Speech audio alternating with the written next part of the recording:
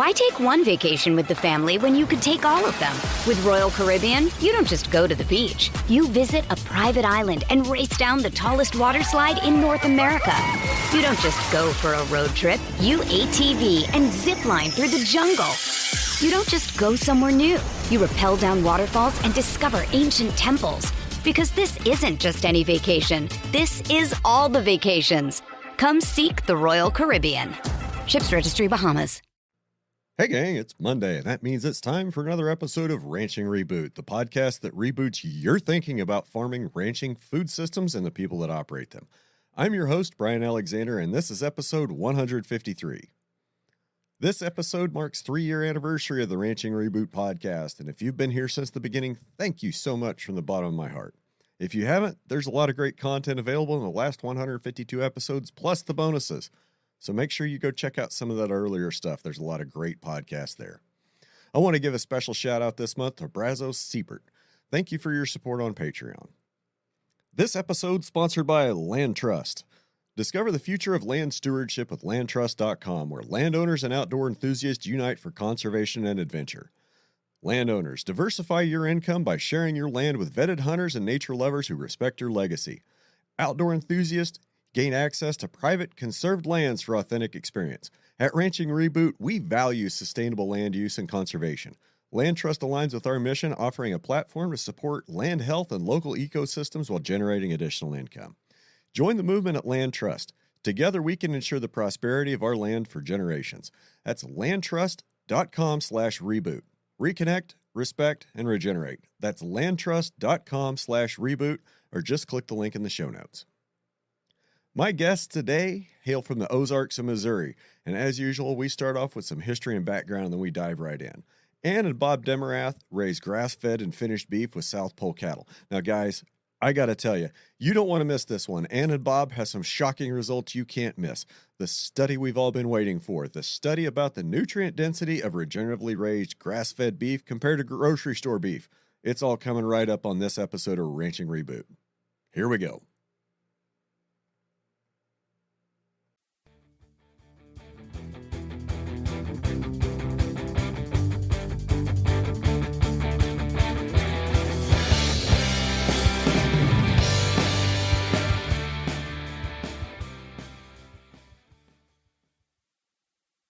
Okay, well, maybe Outlook and maybe all the notifications will stop. All right, Ann and Bob Demerath, thank you so much for your time today. Welcome to Ranching Reboot. How are you?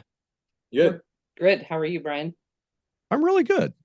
It's a nice, foggy, cool January morning here. Looking forward to some precipitation, and it's been a pretty easy winter. How are you guys? We are good. It's going to be pushing 70 today, so we are going to throw open windows this afternoon and enjoy that. So at least that's what I'm going to do. Bob will go outside. I don't get outside hardly ever. Well, let's kick us off here. Tell us a little bit about where you guys are at for context, and a little bit about what you do. You want to go? You go ahead. Okay. So we live about an hour east of Springfield, Missouri, kind of in the central part of the Ozarks here. South central, yeah. We've been here almost 10 years. In April, it'll be 10 years since we made an offer on the place that we're at. We came from Northeast Nebraska. We were conventional row crop farmers up there. Bob was up there his whole life till he decided he didn't want to be there anymore. We did have some cattle back in that part of the world. We had a couple, between 200 and 250 mamas, depending on the time of the year and the weather. We sold that herd out when we moved south, started over. We have a pretty decent sized operation here. We're not huge, but we're not tiny. We're somewhere in that neighborhood of, probably 1,200 grazable acres all told ish. Yeah. And, running 250 mama cows. Peppers and yearling on top of that. That's not bad for 1,400 acres. It must be nice to live somewhere where it rains. Annual rainfall is 46 inches. So yeah, it's that was one of the Driving in cold. northeast Nebraska, it was 26. But what the annual rainfall was here, I thought, oh my gosh, I can have irrigated pasture without paying for it. So that was exciting. Yeah, But for sure. we have rocks here that don't Yeah. hold water like the dirt Yeah, did back in Nebraska. it has to rain every 2 weeks, or it gets, we don't have a huge amount of topsoil. So we do need rain frequently to keep it going. Yeah, if you don't get a rain in 2 weeks, it's the start of a drought. So it's not like we're real residual. We're getting better as the way we graze, but we're building soil every year. Okay. So how do you graze? We're pretty much move cows every day, all year round. We do things a little differently. In the fall, we actually start feeding a little bit of hay in September to grow stockpile, but we never stop grazing until we never stop grazing. We graze something every day. Right now, in the fast growing season, we graze probably 25, 30 acres every day. And right now we're doing 5 acres a day. We're so from the 1st of September until the 1st of April, we do about 5 acres every day. And then we supplement hay to whatever they need according to the stockpile.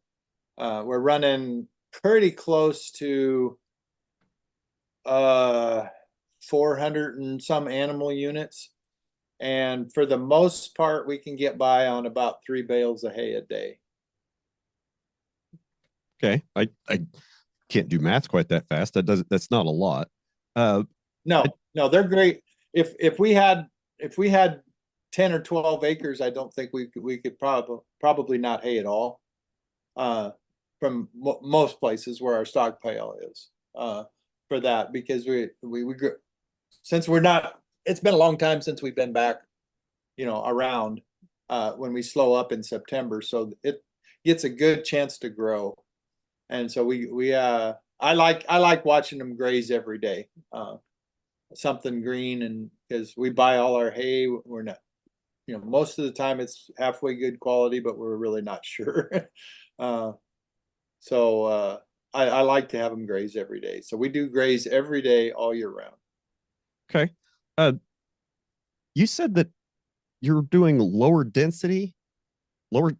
stock density during the grazing season on your daily moves, Yeah. I'm sorry, during the growing season, and that seems a little counterintuitive to me. Can you explain that?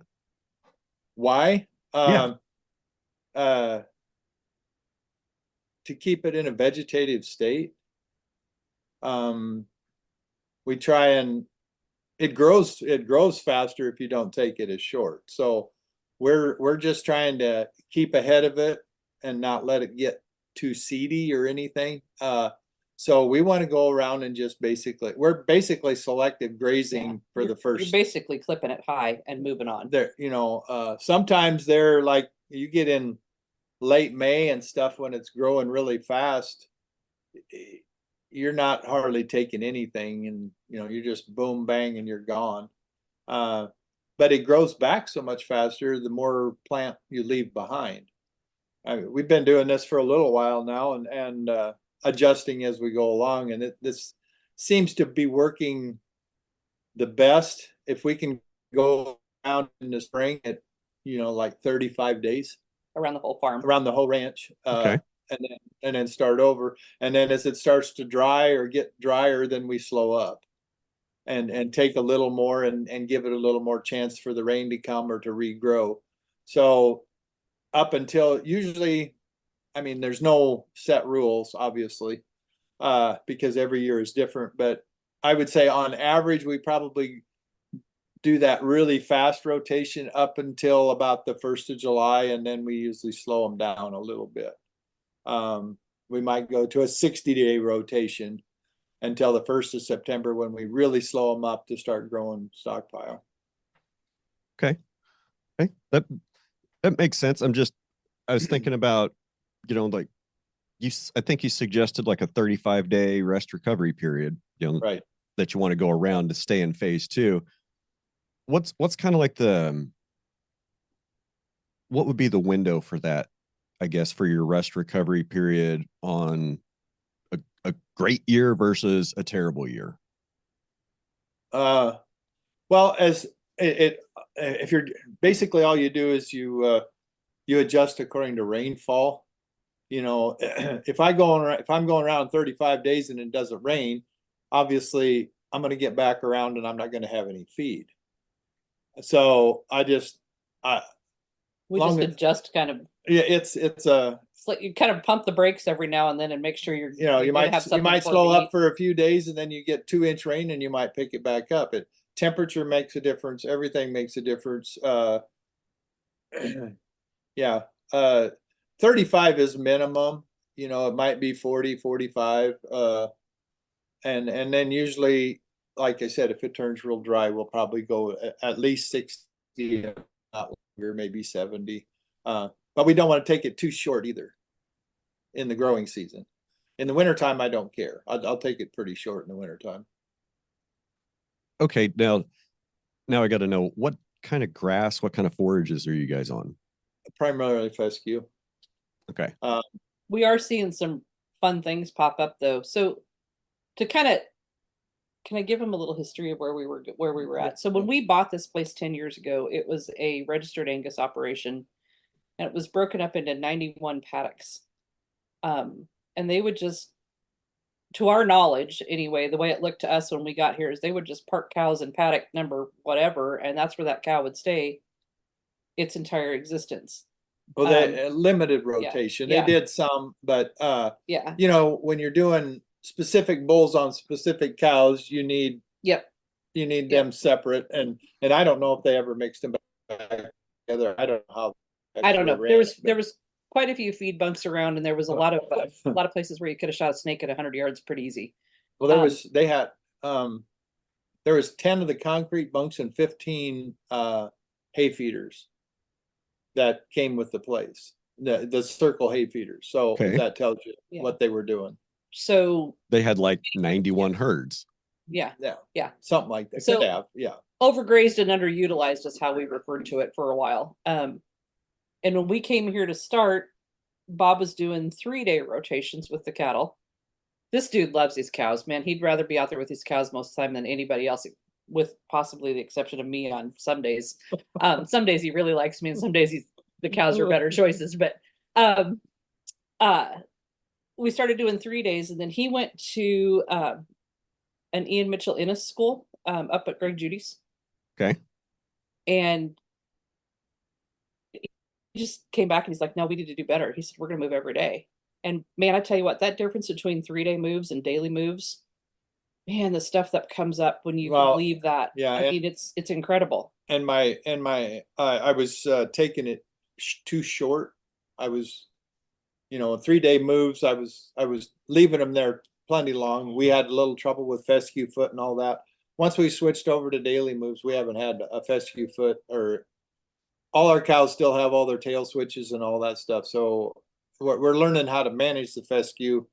But again, I'll probably throw this out right away because it's one of my favorite sayings. And I believe all ranchers are doing what they think is best and trying to do the best for their land and everything. But you do the best you can until you know better. And then once you know better, you have to do better. Okay. So if you know better and ignore it, then that's bad. But if you don't know any better, I won't fault you for that. I don't blame people that if they don't know any better, they just don't know any better. I take in case point my dad growing up. He did the best he could with the information he had, but he steered us right down the conventional spraying. When we started back in the early 70s, that was all new, and we adopted every principle that they told us was good. And it wasn't. But he didn't know that, and he was doing the best he could with what he knew. So I don't fault him for that. Well, even your life. I mean, really. Well, I did, yeah. I mean, we continued down that path from 74 up until about 2000, probably 2012, I think was the year that you went and listened to Gabe the first time. Is But is that what Gabe, changed your mind and yeah, started Gabe your Brown. Oh Yeah. gosh, yeah. Yeah, Um, yeah, pretty much, yeah. Gabe Brown came to our local community college. We were fortunate enough when we lived in Nebraska that Wayne Rasmussen, the guy that kind of founded Grass Fed Exchange with Terry Gompert, lived just a couple miles down the road. And at the time, we all kind of thought that was way too out there. We were like, man, I don't know what those guys are doing, but whatever. It worked for them. Fine. Pretty much, Yeah. just, that was a long time ago, and pretty much, I don't know of anybody in the local community that thought Wayne Rasmussen was a little bit off his rocker. But that being said, just because it was different. it was so different, and nobody was, you know how people are. Different is different, uncomfortable. Yeah. I've met Wayne. I mean, Yeah. Yeah. But anyway, long story short, Wayne somehow, well, Gabe Brown was just getting started. I mean, we knew who he was, but that was about it. But Gabe showed up at our local community college for a meeting, and he said, I want to go. And I'm like, I am not going to another farming meeting. I've got stuff to do. I need to go help mom out. I need to, go to Target, there, get groceries, whatever. I dropped him off that morning for that meeting, and I picked him up in the afternoon, and I didn't even know who he was. He was excited. He was babbling like a little kid. I mean, he just was like, all these things were coming out of his mouth, and I'm looking at him going, who are you? You're awfully excited about this. And that just took him down this rabbit hole, and that was his do better moment. He's like, we can't keep this up. And that's when he started really getting into this this movement, I guess, if you will. And that's really was the tipping point for where we were at and what we were going to do with our future. how long did it take after you went to that meeting with Gabe Brown? How long did it take before you had a plan to start changing your operation or to be in a different place? Do we have a plan? Well, Do we have a plan? we Or did you ever have a plan? Yeah. That's kind of yeah. So we had cows, but we were still pretty much farming the conventional way, and we were farming with other people because we weren't big enough to have all our own equipment and everything. And I knew what needed to be done, but I didn't think I could do it. What do you mean by that? Didn't think I could do it on my own. So because I didn't have the capital, the infrastructure, without working with somebody else, and nobody else, the people that I worked with did absolutely not want to go down this because they thought we would lose too much money. So we basically left. I knew ranching would be the perfect way to do it, the best way. And so we basically moved from farming country to ranching country, and I have too many rocks. I can't farm if I wanted to now. And I think, yeah, I don't know if I actually had a plan. I just knew that I wanted to do things in tune with Mother Nature, and this was probably the easiest place to do it. So maybe I bailed. I don't know. well, do you want a little history there, Brian? Yes. There's a little more than what he's touching on. So we were in a family farm corporation. His parents in 1974 gave him the option, and him and his brother both an option. We can either set you up in farming or you can go to college. And both boys ended up back on the farm, and they set up a corporation, and it was the 70s. They were focused on growth and how do we get from, because when you graduate, what would your dad have, 1 quarter when you graduated from high school? His dad owned 1 quarter of ground when he graduated from high school. Yeah, actually, he just bought it in 68. Yeah, so in 1968, he bought his first quarter of farm ground. Okay. And so 6-7 years in, they're trying to figure out how they're going to support everybody, and they grew. And they were focused on growth. They hardly got anything for paychecks because everything went back into the farm, but it all worked for a long time. You know, both boys ended up with families. You know, life we comes. basically Yeah. ran it for 40 years. Yeah. It worked, and then all of a sudden it just didn't work. It wasn't going to work anymore. So I mean, there was no exit strategy. There was no really good retirement option for anybody to get out of the farm. And it just, communications broke down as the next generations came in. Communications broke down. It was very awkward and uncomfortable. And to be 100% truthful, in 2012 or 11 or 12, whenever you went to that Gabe Brown meeting, I was watching my husband disappear. And you can clearly see he's not a giant dude to start with. Right. But by the time we got the farm split done and we thought things would get better family wise, we all lived in the same section of ground. So it was really hard to not, you know, to not have good communication with them. And Or you just look over the tree row and they're right there. yeah. And it was awful. But he was down to 148 pounds. I mean, you hugged him and it was like you were hugging a toothpick. It's like, do I even have anything? And am I going to break it if I squeeze too tight? You know, Bob, it was that just stress? You couldn't Yeah. eat? Yeah, I did. Yeah, I was just sick most of the time. The relationship with my brother deteriorated to the point where we were trying to work together but not talk to each other, and that does not work. And it was just very stressful.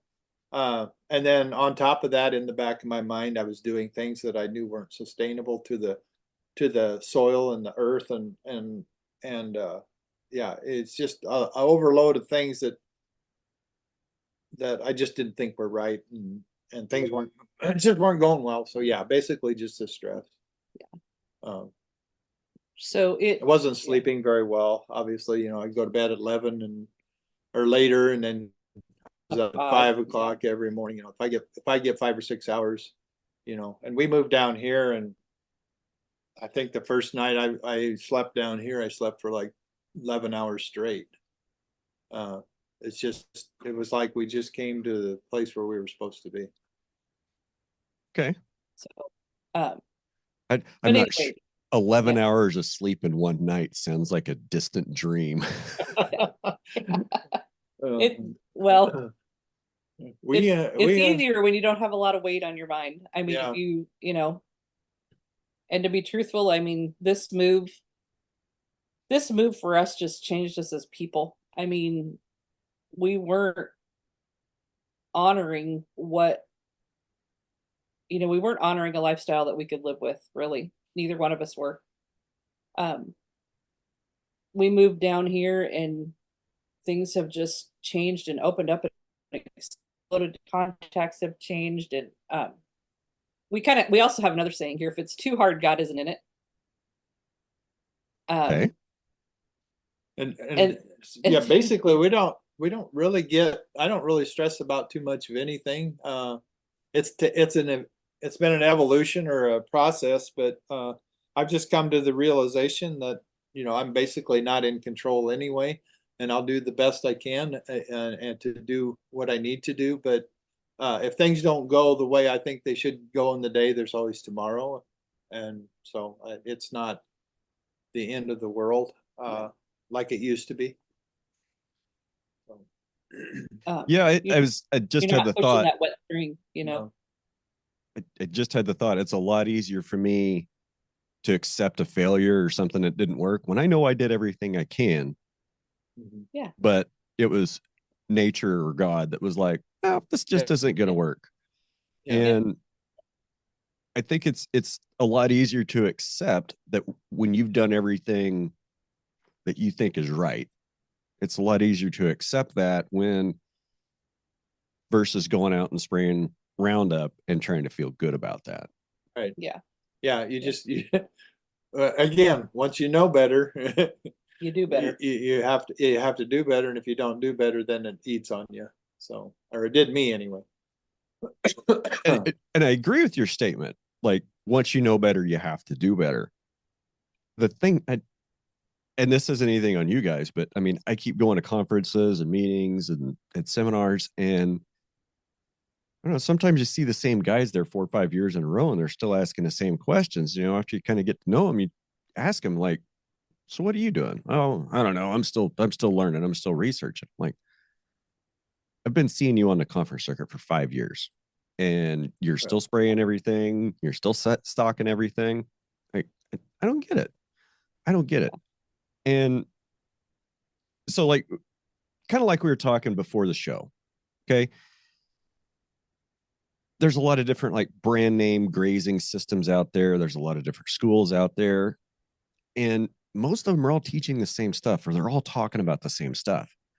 And my dad really got upset a couple of years ago about, oh, why does everybody got to have their own thing? Why can't everybody just get together and kind of have a unified soil health and regenerative agriculture? Well, because most people need to hear stuff like 4, 5, 6 times before it sinks in.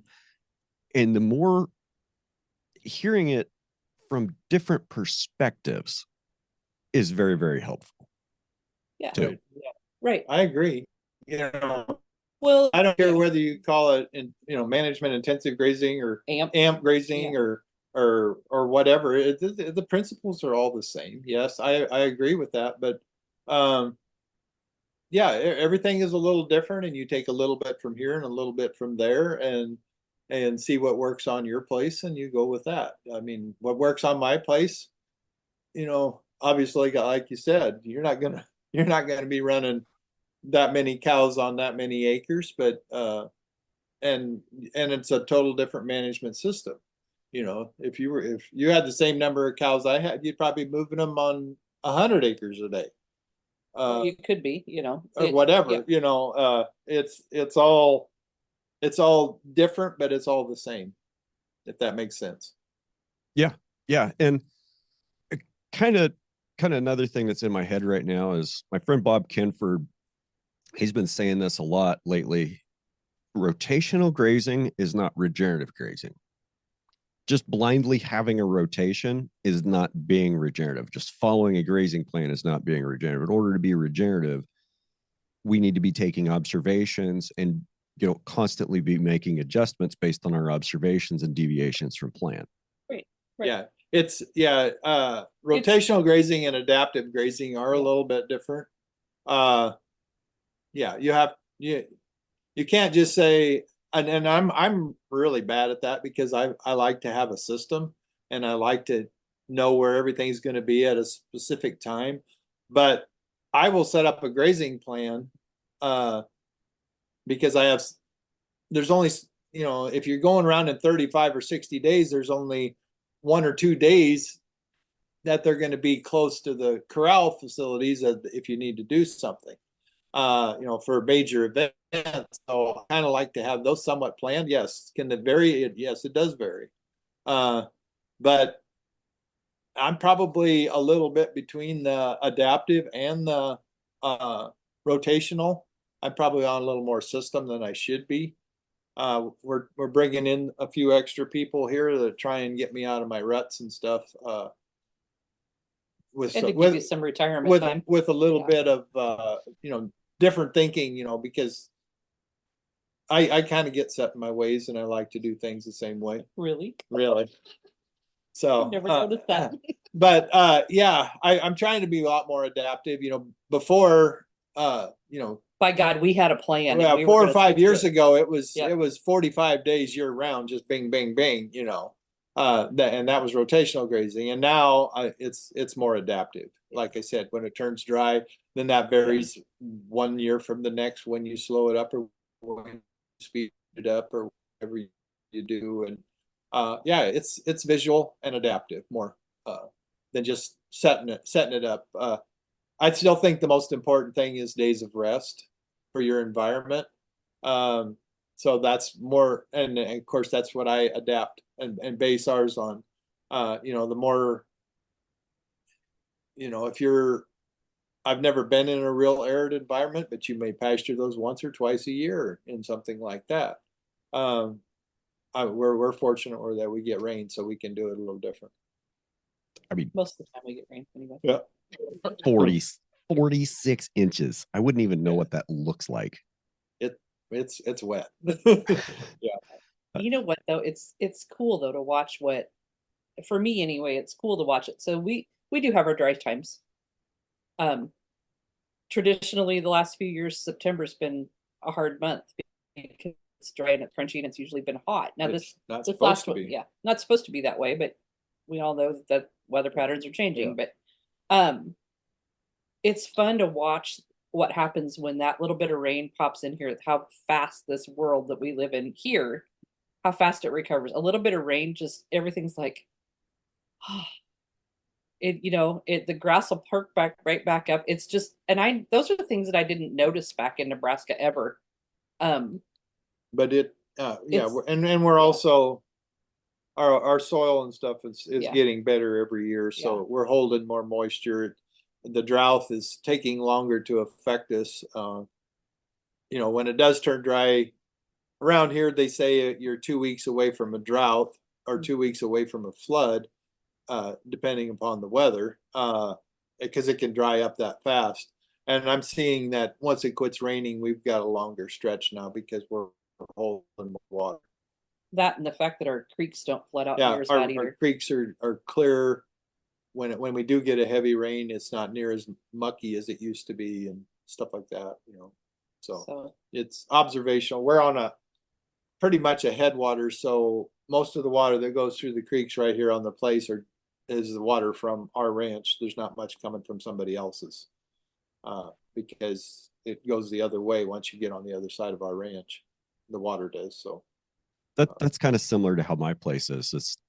I'm at the top of the watershed. All the canyons, like all the headlands, all the creeks, they all start on me. And there's only just one little place up in my northwest corner where I've got a creek that starts on a neighbor that comes across me for about a quarter mile and goes out. The rest of it, it all starts and most of it stays on me. That's the way ours is too.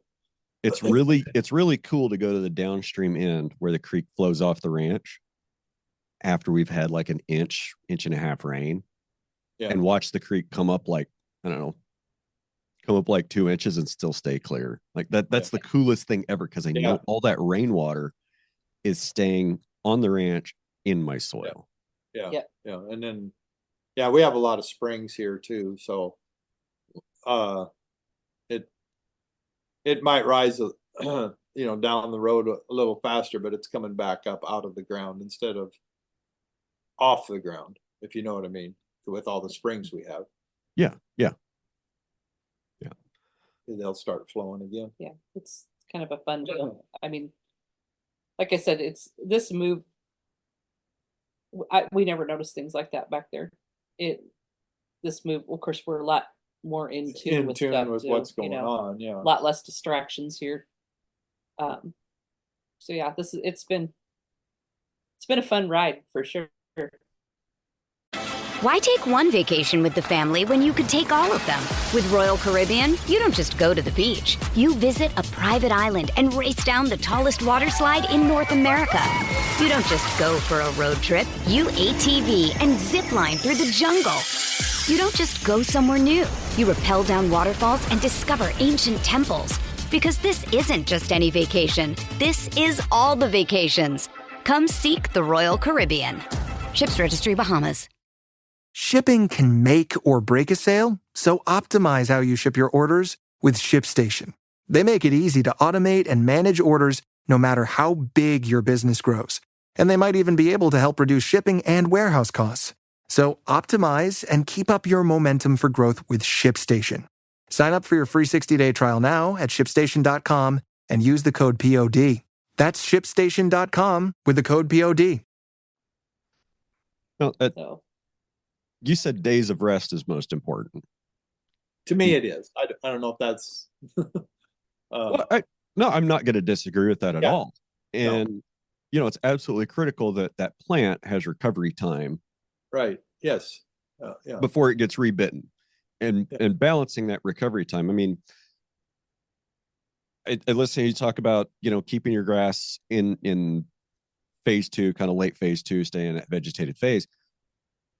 And I think that's great. And I know that's better for animal performance. I've just had a really hard time with that concept on my place because I'm on native range and it's not all just fescue. It's, Right. there's 53,000 different species out there of grass and forbs, and 3 hours less of sunlight on July 1st might set one plant back 2 weeks, and I have no idea why. I think there's managing in a polyculture. There's some challenges, and I'm still trying to figure out because, as we all know, just a little bit of rain, a little bit of sunlight here, a little bit of temperature here can totally change how your forage is going to grow and what's going to grow more volume over the year. Right. Yeah. Some years will be more big blue, little blue, switchgrass, any grass, whatever. And yeah, I can't sit here in January and tell you what kind of year I'm going to have. Nope. Like, I can't even get close. Like, the best I'm going to be able to do is maybe sometime around the end of February, I'll be able to make a pretty good guess on what I can handle, like upper end stocking rate, bottom end stocking rate. And that's the best I can do. And sometimes you got to stick with that. And last year, gosh, it was so dry last year. I worked with my clients and I ended up kicking that can down the road till almost the 1st of May, which is when I'd be bringing in cattle anyway. And 1st of May, I said, all right, fine, bring them in 2 to 3 weeks, but be prepared to go home in July. I mean, that's a fun situation. Yeah, bring me cows. I might be able to feed them for 45 days. Yeah. But that's part of what we're all trying to do here with this adaptive or managed or whatever you want to call the rotational group, whatever moniker you want to give it, is you've got to be kind of content aware of what you've got, and you got to be able to roll with the flow, and you've got to have a backup plan. Well, if I can just say for a minute how I handled that situation. So we talk about adaptive and our days of rest and our densities, right? Well, I didn't have anything growing. Like, normally the 8th, 15th, the 21st, those are the days in April that I look at. So we're either early, mid, or late April when things start greening up. Normally it's kind of around mid-April. This year it was May 23rd and everything was still dead. Everything was just brown, crunchy. It was gross. And then it started raining. And all through June, it was cloudy, it was cool, and it rained a lot. And I'm out every day. I'm watching the grass. Like, you just hear this like big sucking sound, just sucking all the water down, and nothing's growing. So I still had my rotations. I was still slowed down. I was taking a lot of grass, kind of clipping it pretty short. But then again, even though we're almost the 1st of June or we're into June, I hadn't seen any grass growth at all yet. So I was still in dormant season grazing mode, which is take it down a little shorter. As soon as I started to see grass, I waited about another 4 days, and then we were moving either every day or every other day for the next 40 days. Because that was the only thing I could think of. I mean, as soon as there's grass growing, we need to let everything rest and just do a quick clip. Yeah. I mean, yeah, you got to be able to think just exactly like what you just said, and think and pray that you're doing the right thing. And we do, by the way we're managing it, by slowing them back up in September, those fields get a chance to actually root down and grow, because it might be 90 days, but then as long as we keep that rotation and keep it varied from year to year, our pastures do get a chance to actually deep grow then also, because we get growth right up until the 1st of December here usually. Yeah, I mean, you'll get a frost, but the fescue and stuff will keep growing pretty much. I always figure about the 1st of December is when it's actually stops growing. You'll get a little growth all the way up till then.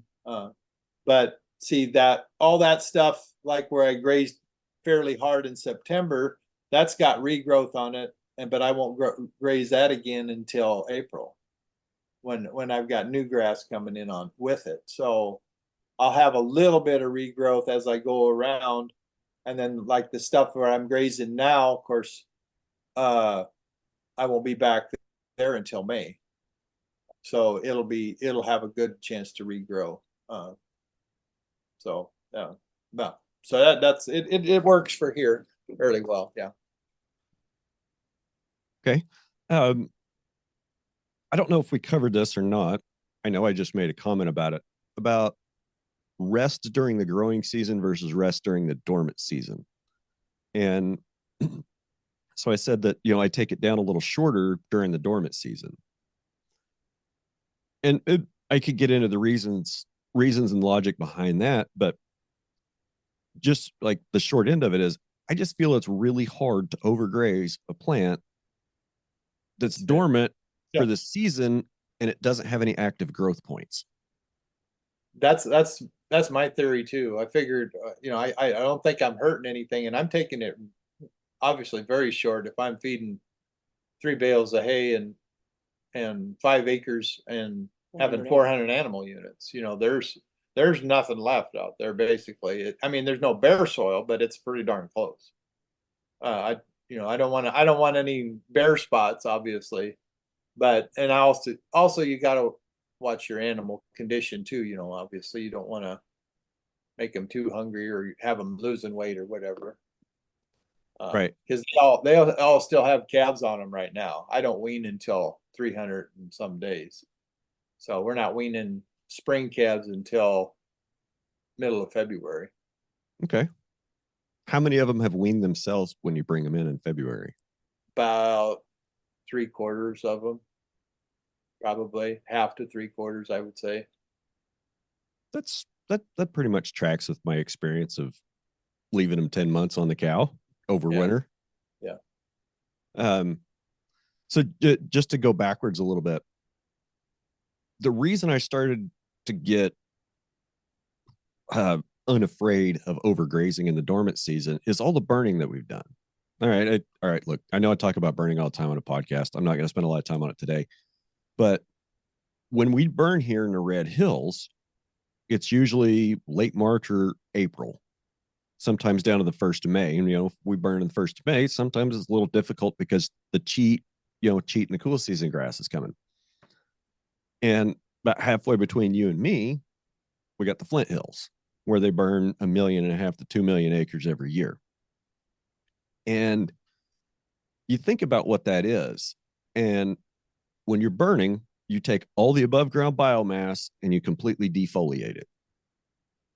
So when that grass starts growing again, when it gets a little bit of moisture the 1st of May, it's got nothing blocking it from getting great sunlight. So it puts up all these great solar panels real fast.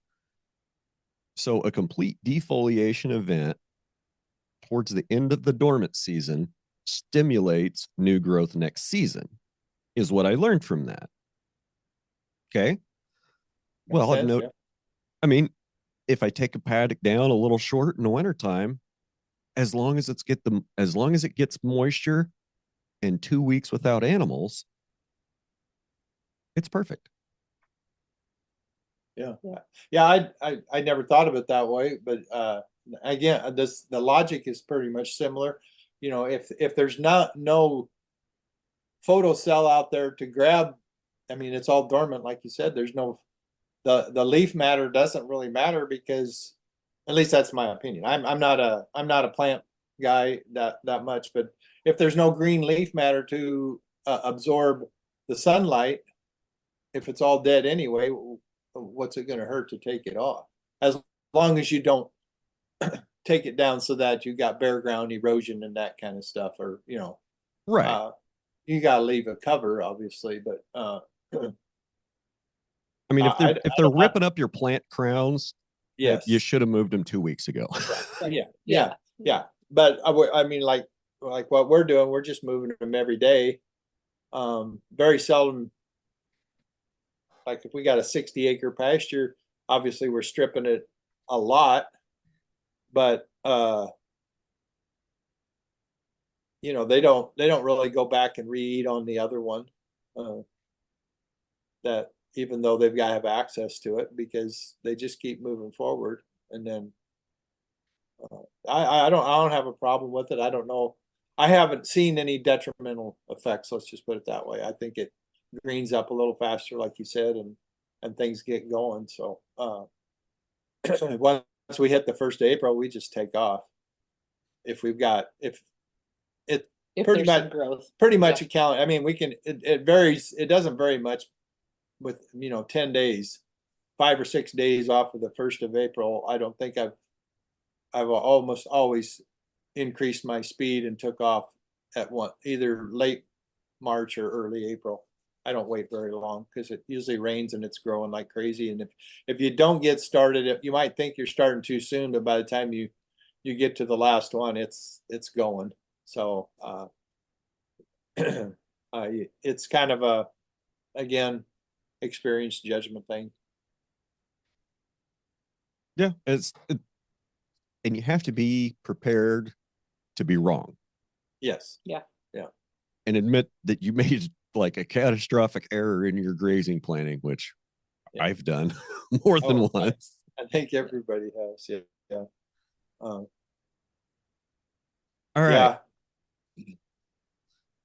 So before the reason I really wanted to talk to you guys is because you've had a nutrient density study done on your beef. And before we get into that, like, how do you categorize it? How do you market it and sell it? And what claims do you make about your beef? Well, we are just touching the tip of the iceberg on this meat sales thing. We actually wanted the information so that we could go forward with it. We didn't want to start a program and not have the information, I guess. So we're really just very infantile in the meat business. Not just dipping our toes, basically, you could say. But we wanted to get the testing done so that we were hoping it would be better than average. Well, because of the way we graze it, it made sense to me that if the soil's improving, then the health of the animal should be improving, which means the meat should improve. But I didn't know that without the testing, and I'm not going to tell you that and say, well, it should be better for you, but I can't prove it. And let me backtrack there a second. Getting the nutrient density testing done was a lovely surprised gift for us. There's no way we would have pursued this probably on our own at this point. Is that because of cost? Yeah, it's expensive. And getting your foot in the door with the guys that are doing the testing, that sort of stuff. It's kind of it's not what it's who you know situation, I guess, so to speak. I don't know how else to explain it. So what we did is since we kind of started down this quest, we've been looking at a labeling scenario for us. We all know that everybody's counting on labels now. I'm wearing one this morning. You're probably wearing one this morning. Chances are Bob's got a label on this morning. We're kind of a society driven by labels, but the certified organic, I'm not going to go down that rabbit hole, but it just wasn't going to be for us. It just wasn't going to work. We looked at the Audubon certification, but that's pretty tough. Their requirements for having native grasses is in our area. Is not. It wasn't going to work. We were going to go broke making the native grasses and then not be able to have any cattle on it if we would have done all that. So Audubon does have some small holes to jump through. Yeah. They do. And we have a lot of, like we said before, we have a lot of fescue. And that was one of their main things for the birds, that you're supposed to try and get rid of fescue. Yep. So that one wasn't going to work. We looked at a couple of different options, and then along came Regenerative, which, are you familiar with their program? I mean, Alan Williams, Dave Brown. Okay. So Hit the wave tops. Okay, so everybody knows, or not everybody knows, but a lot of people know who Understanding Ag is. It's Gabe Brown, Alan Williams, that crew. I mean, Yep. I would assume if somebody's listening to this podcast, they've at least heard of Understanding Ag and have a passing knowledge of who they are. Yep. So the high points of this is those guys offered a labeling program, a certification program. So another division of Understanding Ag, if you will, is Regenified. Kind of, it's separate but not separate, if that makes sense. And it's a tiered program. Levels 1 through 5 are where it stands currently. What they do is they come out, you apply for the program, they interview you to see if they can serve you, and you can, if it's going to be a good fit. They come out, they do water infiltration tests, soil tests, plant diversity, ask you tons of questions about your procedures, few other things in there. They don't always get everything done depending on how many acres you've got, but there's bug counts and bird counts and things like that. And we interviewed with them, and the guys came out and did some testing, and we got our initial results back pretty quickly. It was within a month or so after the guys were here. And we actually entered in the program at tier 5. But this is this isn't just a program for ranchers. This is a program for Regenified agriculture. They have vegetable farmers, they have grain farmers, they have everybody, and they're trying to encourage the whole thing. It's not just a ranching thing, the whole agriculture industry community to go regenerative practices. Yeah. So go ahead. Yeah. Anyway, so we entered in at tier 5, which is the highest level, and we got that back, and we were like, all the work is finally paying off. I mean, tier 5, we were like, holy crap, how did that happen, right?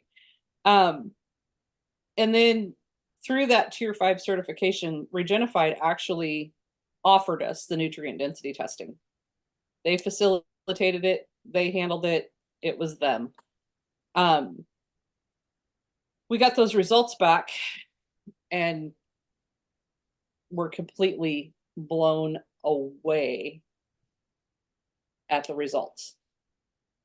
Completely blown away. So back to the certification process. Oh yeah, they come back and they reevaluate. And they're going to come back every year, and if you don't maintain or increase your levels of what they're testing for, you will go up or down in the tier level. So it's a really cool program because they want you to get started. So that's why they tiered it. You can start, like if you're a grain farmer, they just want you to start putting practices in, cover crops, whatever it takes, and work your way in. Because it's like I talked earlier, it's tough to do it in a cropping world where you're used to doing monocrops and leaving it bare and doing all that. It's a transition. So I think that it's really structured well. Obviously, being a rancher's, it's a little easier, but there's limits. They want you to limit your hay harvesting, which is hard on your soil.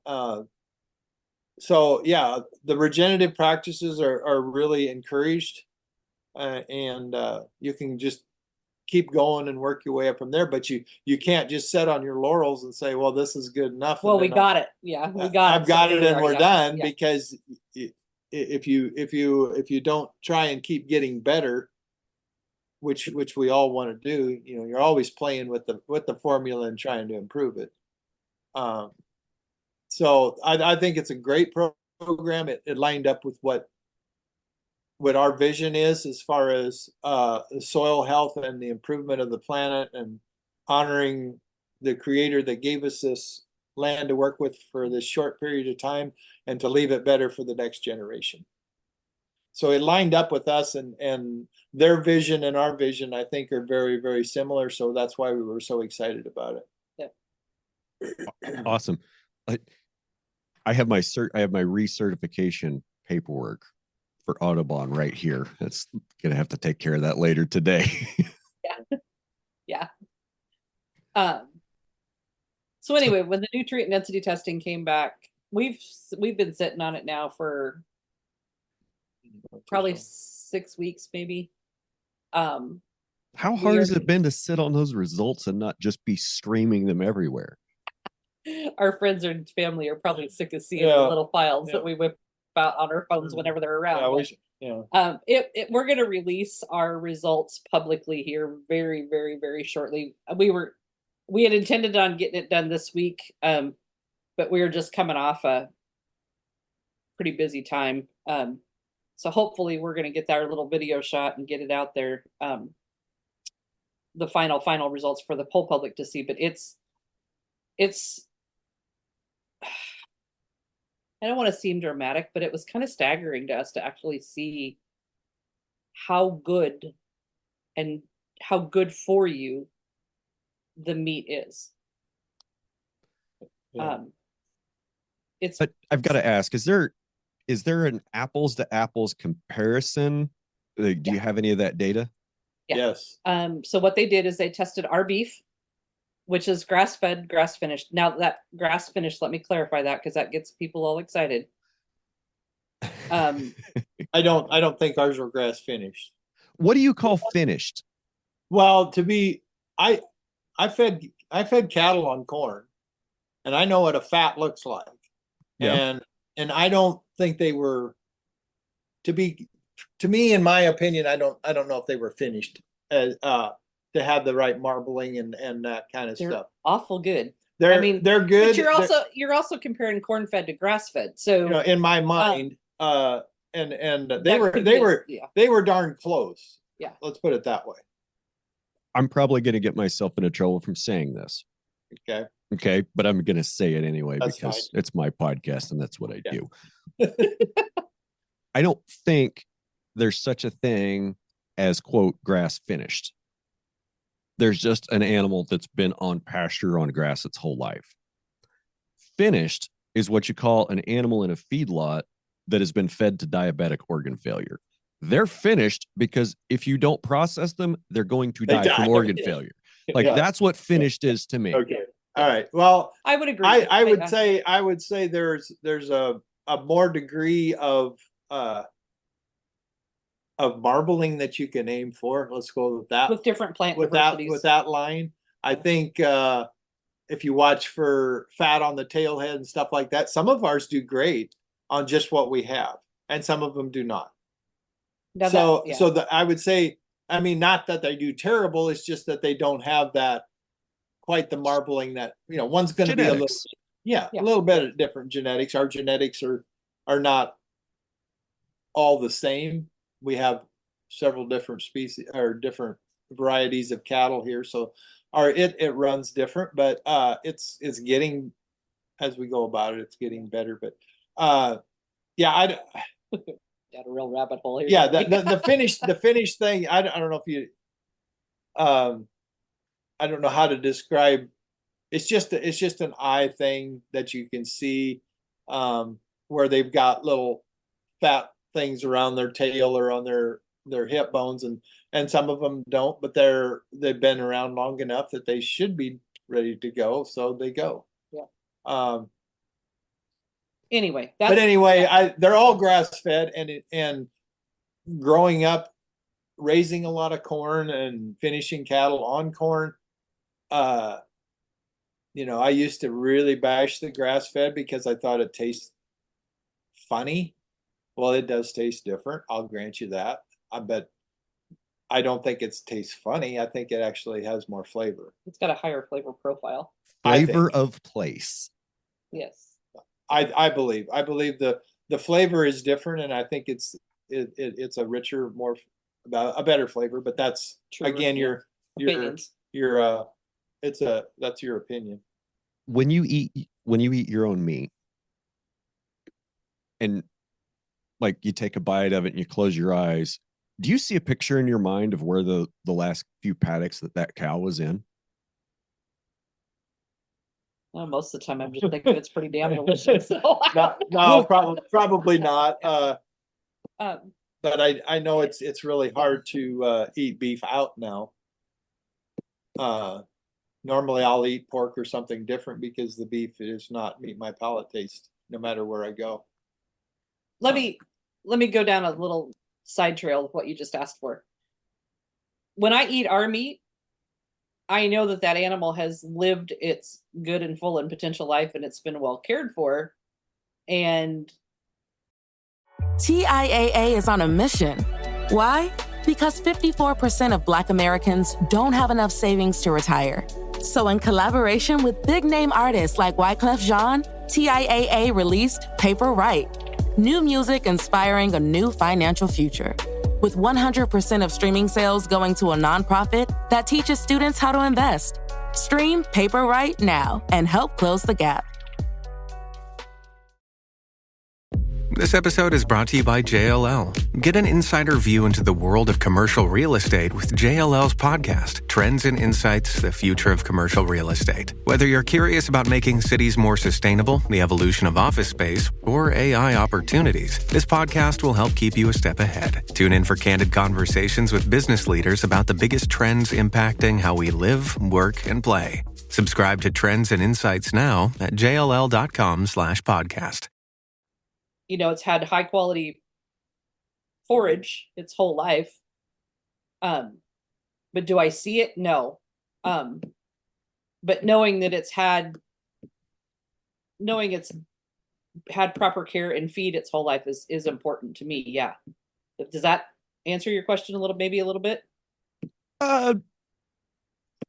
Yeah, I don't know if that's an answer that I needed or just discussion.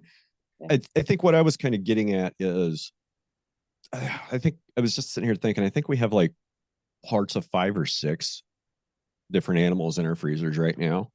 And there are 3 different locations that they were, quote, finished at, like the pasture that they were in for, where they were for the 30 days before they went to the plant.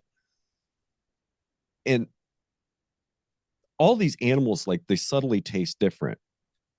There was a group of 4 that, kind of all came out of the same pasture and went. Then there was 2 that came out of the same pasture a month apart that went. Then there was another one that was just, he was with the herd basically.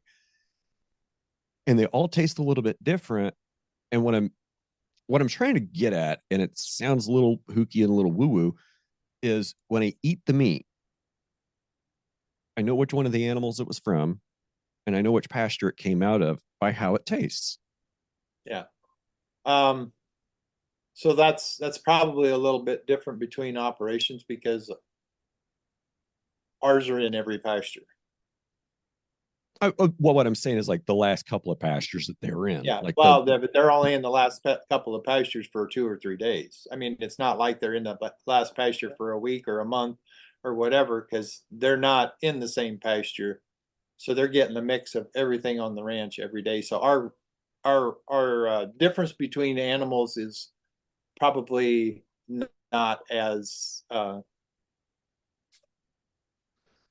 there isn't as much variety or difference between animals because all the animals eat the same thing.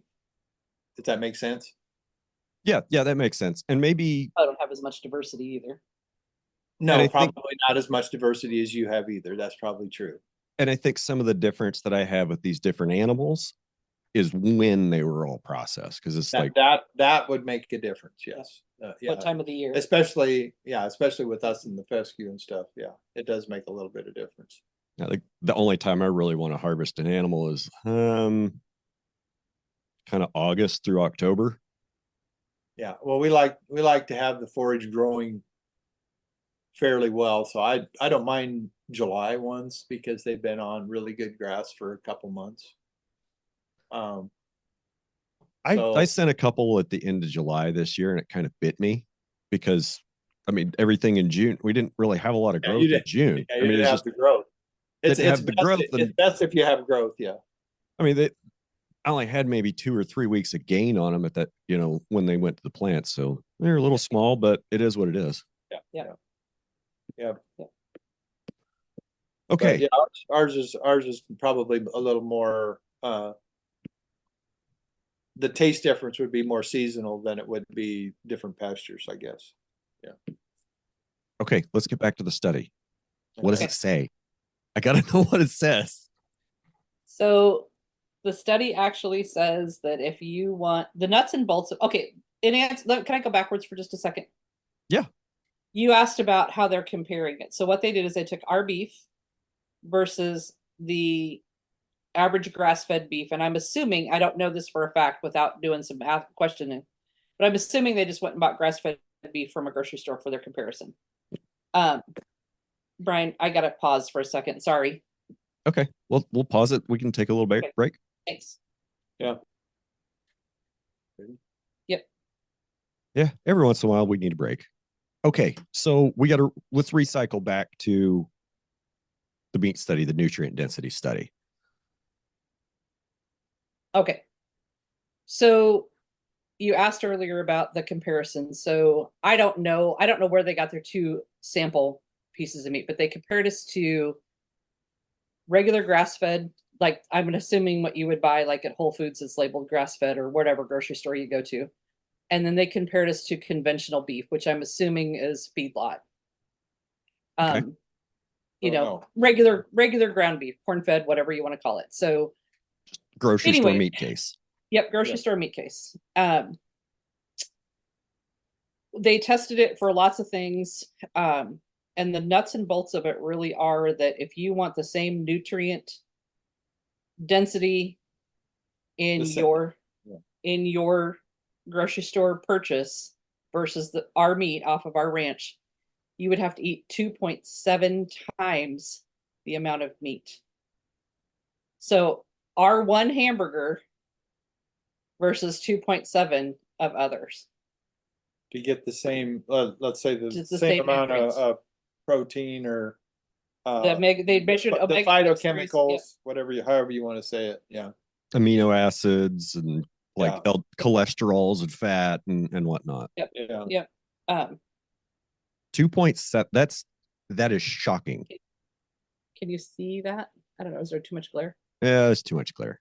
Okay, sorry. Yeah, 2.7 times. The other huge thing for me was carotenoids, which are the precursor to vitamin A. Okay. We are off almost to the end of the bar graph. Well, it's 69.9 milligrams per 100 grams of carotenoids. Carotenoids, and the national average is 0.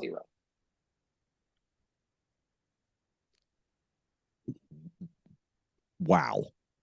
Yeah, that's what we said. I don't know. Yeah. The other fun one was B vitamins. So there's actually the whole thing is fun, but B vitamins don't even show up in regular grass-fed. We are 1.155 milligrams per 100 grams.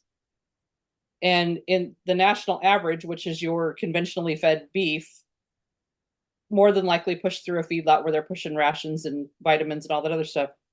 They're at 1.318 milligrams per 100 grams where they're pushing it, and we don't push anything. We don't have a vitamin B supplement here.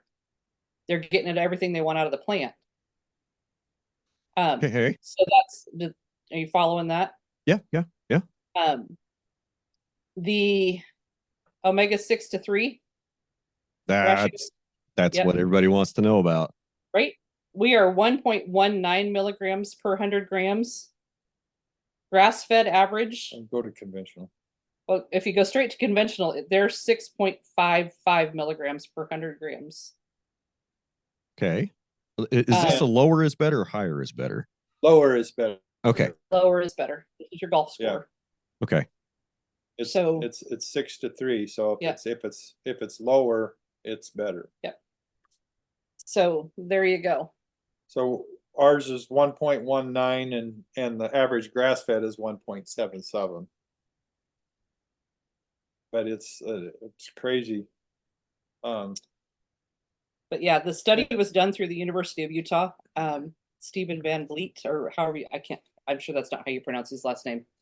Well, Fred's out there too. Isn't he? And, you know, I think that's where Fred Provenz is at too. So it's a pretty high profile meat lab. Okay. And so far, everybody that has seen this study result has went, oh, wow. I mean, from what we hear from, understanding ag, from holistic management, from, American Grass Fed Association, they all make the claims. Grass fed's better for you. Grass fed's better for you. Better omega-6 to 3 ratio, better B vitamins, better flavonoids, phytochemicals. 2.7 times as nutrient dense. That is shocking. I wasn't expecting that, honestly. I was expecting something like 20, 30, 50% better, not 2.7 times better. I when it came back, Brian, that's a goosebump moment, to be honest with you. I said, holy cow. And this was just, I can't even tell you what animal this came out of for sure. We just took a hamburger, ground beef out of the freezer. And so it wasn't like we selected one that we thought would do better or whatever, because they're, like I said, most of them consistency is fairly similar through everything. So yeah, it totally blew us away. It really did. We weren't expecting anything remotely close to that. So that, that word gets out a little bit through the Regenerative thing. I mean, people are going to want to buy what we have. So it's not, and we're talking everything from restaurant chains to whatever we could provide. If we can provide that kind of meat and they can throw that up there. And that's not just us. Well, no. The term we collectively. Well, I'm talking we as Regenerative. As Regenerative producers, that once this gets a little more mainstream and people realize that ours is 2.7 times conventional, but so is every other regenerative ranch. Or whatever they are, but I'm sure we can get a regenerative average once we get going, and it's going to be way better than conventional because of the nutrient density that we eat. Yeah. So it makes sense. I just didn't think it would be that high. I'm with you. I thought it should be a little bit better than conventional, just because of the soil health that we've fostered here, but I didn't expect it to be quite that much. It's pretty, it's really humbling, to be truthful. Yeah. I'm just sitting here thinking about like the amount, like a serving size for me at home is not even half what I would eat if we went out to eat. I mean, we make our burgers small, we make our tacos small. All right, I eat too much chili, but generally when I'm eating my own beef at home, it seems like I don't need to eat as much, and especially if we're augmenting that with stuff that she's grown in the garden, or that our friends have grown. Yep. And I know that the grass fed, that the beef that I've raised is more nutrient dense than anything I'm going to eat in a restaurant or anything I'm going to grab in a store. I know that because my stomach tells me that. My brain's telling me that because it shuts me off early. It just says, hey, you're full. You don't need to eat anymore. But go to the burger joint in town, have burger and fries and a little bit of Coke. I'm eat the whole dang thing. I come home, try to eat the same size burger out of my meat, and I'm going to maybe get half of it down, and that's it. Yeah. And it's just, I'm blown away 2.7 times. Yeah. Can you imagine going to just pick your favorite drive-through, whether you're going to grab a quarter pounder or a Whopper or whatever? Can you imagine having to eat 3 of those essentially to get the same nutrient, to even, we don't need to imagine it anymore. Yeah. I mean, you have the results. Yep. And we look at what people eat. And I think about this, that American portion size. If you go anywhere else in the world, people are just amazed at how much food we get on our plates here. Mhm. And to be fair, somewhere north of 75% of the young people today are too fat and sick to join the military. That's kind of a deal. Yeah. And adult onset diabetes is one of the worst epidemics ever. Why? It's back to our food. Well, Because cheap food is expensive. It's just really Yeah. cheap food is expensive. cheap food doesn't have nutrients in it. Yes. I mean, a lot. Okay, so the cheap beef is raised, they feed that beef basically nutrient devoid food. I mean, just carbs and sugar, right? Yep. And when we process things like, when we process our grain to make bread, okay, you got to mill the germ off of it because that, adds a little bit of flakiness. We need that better texture. So we got to mill it super fine. We want it white. So we got to bleach it. And we take all the minerals and nutrients out. Oh, but we're going to put those back in. We're going to add those nutrients and vitamins back in it to make it healthy for you. Okay, great. They've taken all the nutrients out of it, tried to put synthetic nutrients in that aren't bioavailable. And then people eat these empty calories that are full of sugar, salt, and fat. And we wonder why everybody's getting diabetic. Because we're not feeding people. We're just giving them carbs and sugar. It's the nutrient density. Like the body, I'm gonna get over my skis here pretty quick if I don't watch what I say. Listen to some of the guys that Joe Rogan has had on over the last 4 years, and they talk about like how metabolism actually works. Like just because you eat a food that has LDL cholesterol in it, that doesn't mean your body that doesn't elevate your LDL cholesterol number, because your body takes that chemical, does something to it, and then it enters the bloodstream as something else. It's like you're saying vitamin A precursors. And maybe it is vitamin A. And some of these vitamins, like, they're only bioavailable when they're made inside the body. It's like you can't eat some of these vitamins and absorb them into your body. They just go right out the waste stream. So I guess what I'm getting at is this nutrient density thing. Like, it's been on my radar for 3 years, at least 3 years. People talking about the better increased nutrient density of not just beef, but also garden produce from, regeneratively grown produce and, soil health focused gardening systems. Yep. And I don't remember. There was something about there was going to be a nutrient density tester that you'd either it was either phone sized or it was going to be an app on your phone and maybe a little plug-in module. I think I haven't seen anything about that lately. And that'd be like a wonderful technology. And maybe there's a reason why it's not getting to market, is because the people that are be funding it know that it's going to kill all their market share and kill all their share value, because nobody's going to want to buy nutrient devoid crap food anymore if they can actually see what's in it for themselves. We talked earlier, you said you did this test, you want to do all this testing process as part of developing your label. Did I capture that correctly? Yeah, just and I totally get that. I'm gonna let you finish. Labels piss me off. When I go to the store, the brighter and shoutier the label claim, the less I want to buy it. That being said, being able to make a claim on a label that, we have 60 times the vitamin A precursors. We have, a 400% better omega 3 to 6 ratio than conventional beef. And having results to back that up so you can actually put that on a label is huge, because that leads to people asking questions and being educated on the retail level. Mm-hmm. Yeah.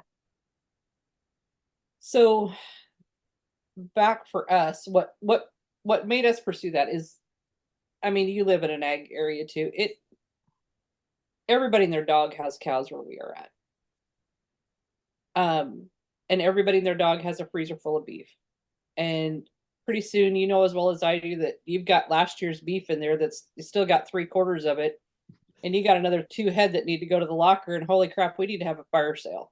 So here it's very common to be able to buy burger for anywhere between $3.50 and $5 a pound right off of a farm, let alone go to a big chain where they're running $1.99 specials or whatever it is. I don't know. I haven't bought meat in years, so I don't know. But we were pursuing a label to kind of validate and not necessarily pursuing a label. That's probably the wrong thing.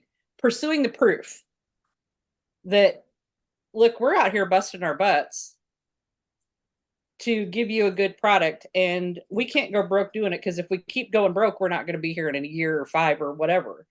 So this is why it's worth more, because you know as well as I do, if you go to the grocery store or anywhere and you see something on sale for 99 cents and the same product right next to it is $3.99, chances are you're going to gravitate toward the 99-cent one, especially in today's world where groceries are so stupid high. But it goes back to that line that you mentioned before, cheap food. Cheap food really is expensive food, because you're going to pay for it one way or the other, whether your healthcare costs go up, or you've got to buy new clothes every year because your pant sizes keep changing, or, or dead when you're 50 because you've eaten shit your whole life. Sorry, that was a bad word. You've eaten crap your whole life. You can say that word here. That's fine. Okay.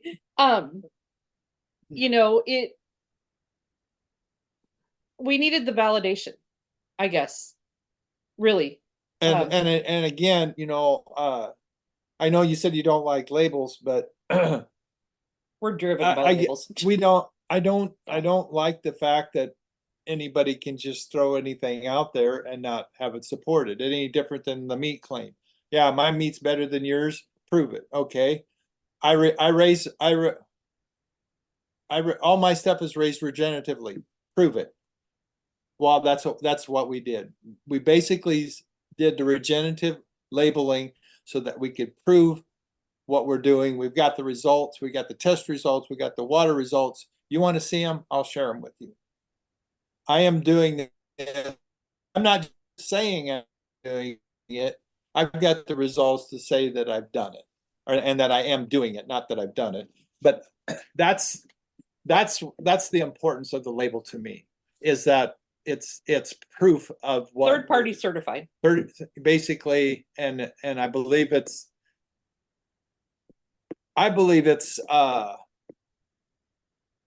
credible, I guess, for lack of a better word. Some of these other certification programs don't cost you anything. You just fill out paperwork or whatever. This one here, you have to be committed. It's expensive to do to get a Regenerative certification. I wouldn't say it's expensive. Well, it's not. There's a monetary investment. Yes, it's not cheap, but it's not. It's probably not.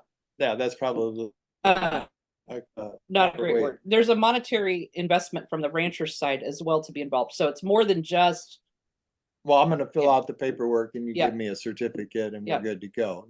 I didn't do anything besides answer your questions. I mean, nobody come out to verify that I was doing what I was doing or whatever. We're Regenerative there. I mean, these guys were boots on the ground, and they were here. It was freaking hot when they were here. It was like 100 degrees that day. And it was all day. They were out here from 8 in the morning till 4:35. They ran about out of light. I mean, they were here all day long. 2 guys, and they'll be back again next year doing the same thing over again. So yeah, it's a very well, in our opinion, it's a very well thought out, worthwhile certification to pursue. The people at Regenerative have been fantastic to work with. They have marketing people to help you with marketing. They've got farmer outreach. They've got a guy that is just doing nothing but figuring out how to source things for people right now. There's businesses in the country looking for this now because they know that the regenerative movement is really taking off with the movies and the documentaries and stuff. And so there's big companies looking for Regenerative products. And so they go to Regenerative Say, how do we and say, get better say food? where they at? Yep. Where they at? Put us in touch with the guys. So they're putting them in touch with their producers that are certified, so that these companies can say we're buying from certified regenerative ranches or farms or whatever for our products. And Well, case in point, Maker's Mark bourbon. Okay. Maker's Mark, just within the last, I don't know the exact time frame, but last fall, sometime in fall, winter, they just started a certification process where they're going to source by a certain date, and I don't know what the date is off the top of my I head. think they produced their first barrel. Their first barrel of bourbon from certified Regenerative product from a let me farm. Let me look it up here quick. And I tell you. I'm just thinking it'll be interesting when they start marketing that, and how long it'll be when they start marketing that. Because I mean, bourbon's got to age in the barrel for a while. It's going to be a while. Yep. Yeah, it's going to be a while. I can't get on there. I can't look up the date. It's on the Regenerative page, on Facebook. But I mean, there's a lot of big name corporations that are paying attention. I mean, with the upcoming release of Common Ground nationwide, I think the demand's just going to get bigger. I mean, there's a huge celebrity train involved. Oh yeah. You know, Kiss the had a big enough celebrity train. Common Ground looks like it's even bigger. I haven't seen the movie yet, but you know, there's go ahead. I've gotten to see a couple parts of it, and it's good. Yeah. You know, and then Roots So Deep, the Peter Bick docuseries is fantastic. Fixing to come out again, you know, and the Roots So Deep team is just doing fantastic things for getting this word out. I mean, we had a screening here. We did a last minute deal after Peter was at our field day this year for work. I told him, I'm like, man, we need to get this out to the people in my area. I mean, it's, you know, and he's like, let's do it. He said, send in a request for a screening. Let's get it done.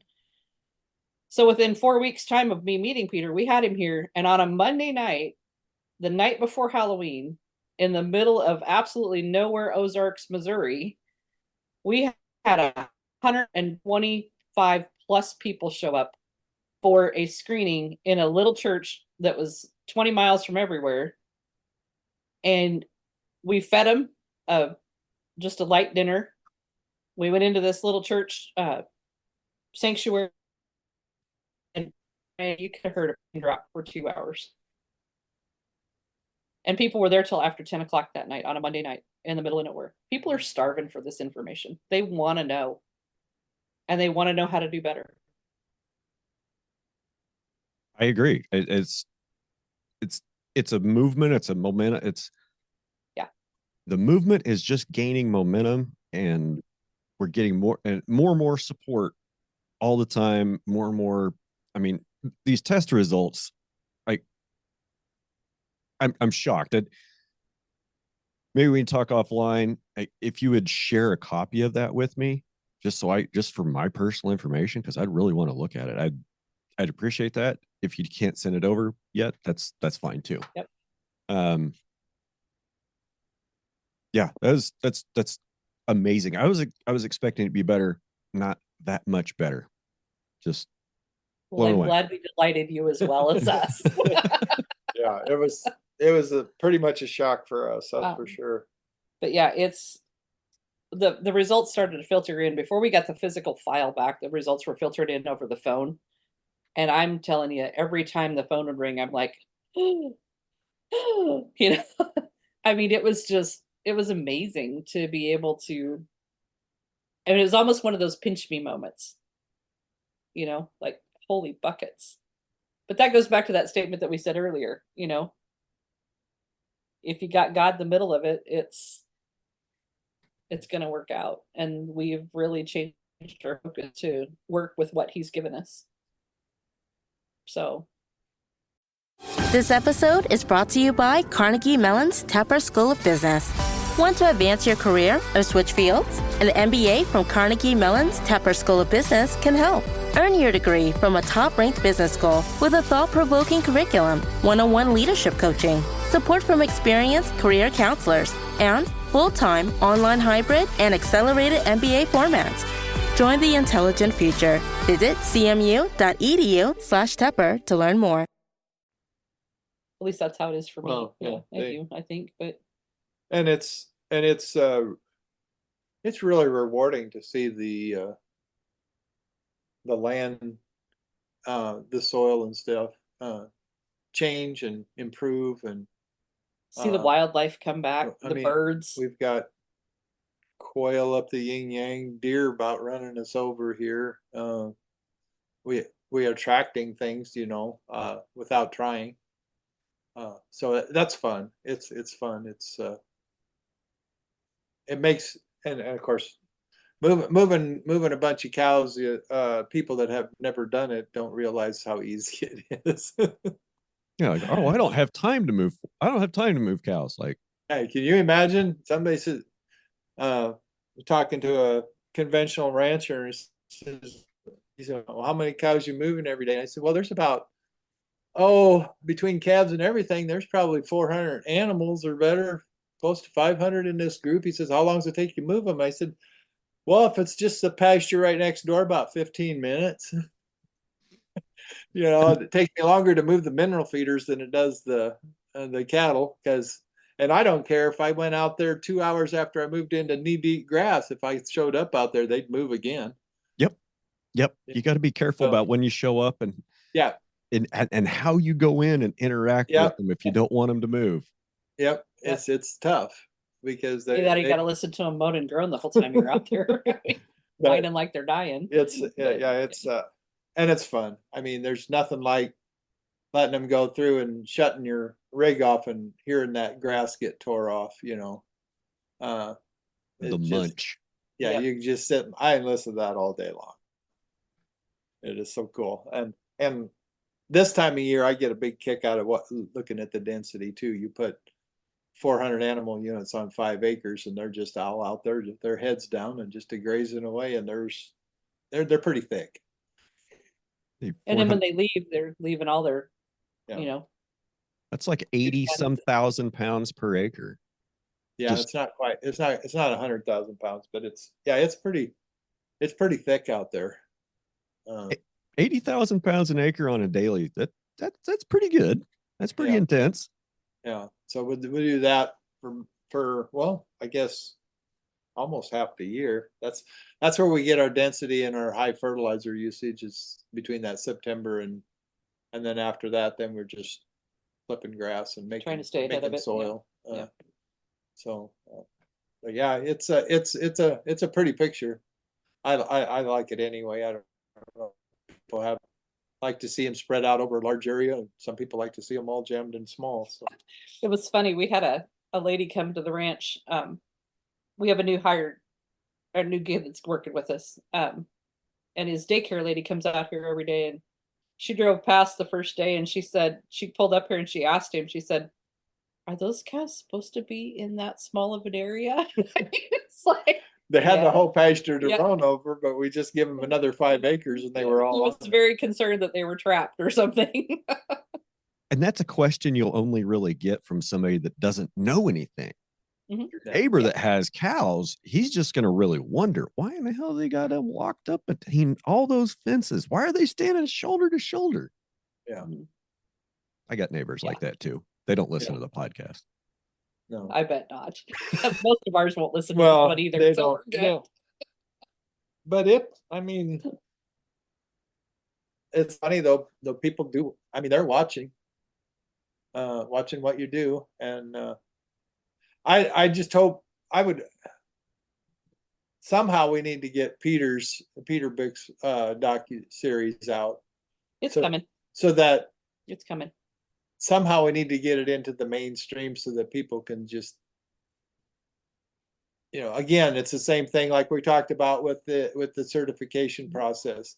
I can tell you that my soil is better, that the animals are healthier, I've got more birds and all that.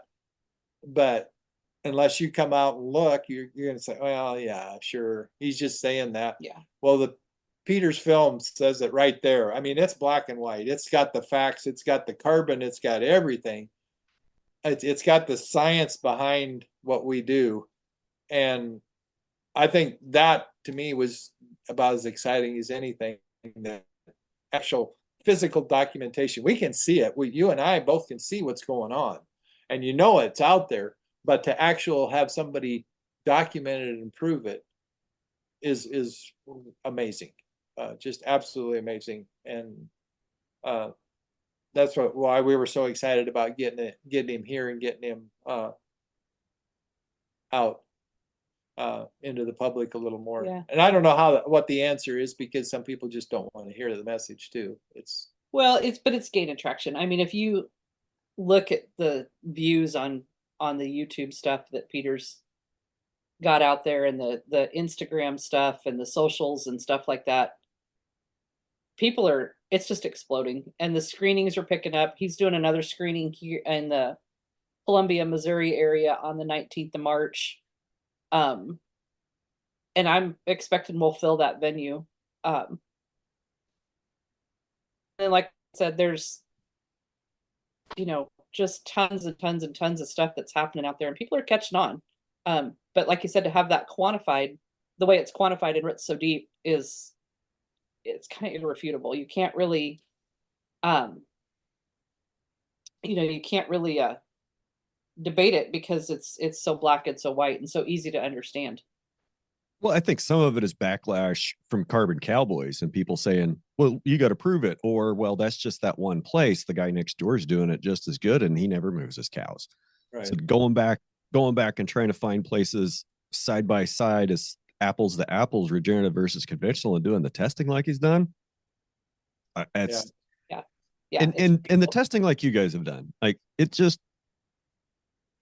all the things that we've been lied to by big ag, just for lack of a better, not to pick on anybody, but just all the lies that have been told about what is and what isn't. And now the truth is coming out that we've got labs that can test meat for nutrient density. I think it's awesome. Like I appreciate you guys coming on. I appreciate you sharing your results. Appreciate your time today. How do we want to end? I don't know. I mean, I would encourage everybody out there. I mean, I realize that your market is probably pretty targeted. I mean, but anybody that's listening to this, if you haven't looked into any of these things that we've gone down, check it out. It's eye-opening, and it's incredible to dive into this world and see what we can do to change it. Everybody's all worried about climate change across the entire planet, and we can change the world here if we all jump on the same wagon. Go start going down some rabbit holes. Stop scrolling through mindless stuff. Start watching some of these YouTubes and get lit up about it. That's what I would encourage people to do. And if you've been doing this forever and a day, and you think you know it all, keep looking anyway, because I promise that nobody knows everything. So, I don't know. Every year's different. Yeah, and just know that, we're here. I mean, we're not the answer to end all. We're not the answer to everything, but we can direct you to some, resources. We're always happy to talk. You want to come hang out at the ranch? Come on down. I mean, we'll give you a tour and, do whatever. That's like Bob said, do the best you can till you know better, and then do better. Do the best you can until you know better, then do better. I like that. Yep. I like that. What do we need to put? No, it's not original. I read it someplace. It's not original. It's not original. I won't take credit for it. Okay. Well, it's become your life I motto. I really like that Yeah. motto though, Yeah. because you can't blame somebody for doing what they think is right. Because I've been there and done that, and I'm not going to beat myself up over it. Do I wish I would have went down this path earlier in life? Absolutely, but everything happens for a reason, and you connect the dots afterwards, and here you are where you're supposed to be. You are where you're supposed to be. I was trying to do something with that. And I couldn't think of anything. Where can people find you if they want to know more? How can people get in touch with you? Where do you want to? Do you have a website? Anything? Yep. Clearspringranch.com is our website. We've got to reach out. There's a holler us form there that you can fill out. That's probably the easiest, most consistent way to get a hold of us. We try to check emails at least in the mornings every day. I think our phone number is listed on there. I don't always answer that line because it's become a political spam line. But leave us a message. We'll get back to you. Email is MissouriRanch@gmail.com. Guess that about sums it up. I'd give you cell phone numbers, but half the time Bob's cell phone doesn't work when he's outside, and mine rings enough with South Pole business. So if you want me to have them, you can send them to me. If you I'll want me to put them in the show notes, I will, but generally I wouldn't do that. Yeah. No. I'll send them to you so we can take care of the other things that we were talking about earlier too. Perfect. So, right. But yeah, we're open to any visitors, and we're always glad to help. We wouldn't be where we were or where we are without people helping us along the way. We've had a great team of mentors and continue to have a great team of mentors, and we're trying to build a great team here, and we're here to help in any way we can. Yeah, I mean, basically 10 years we came down here and we started completely over, because this is nothing similar to what we used to do. I mean, absolutely not. So we've made a lot of mistakes. So I'd like to tell somebody what they are so they don't do the same thing. Save them some headache if we could. That would be great. Fair enough. I don't like watching people learn the lesson that was painful for me to learn. Yeah. Right.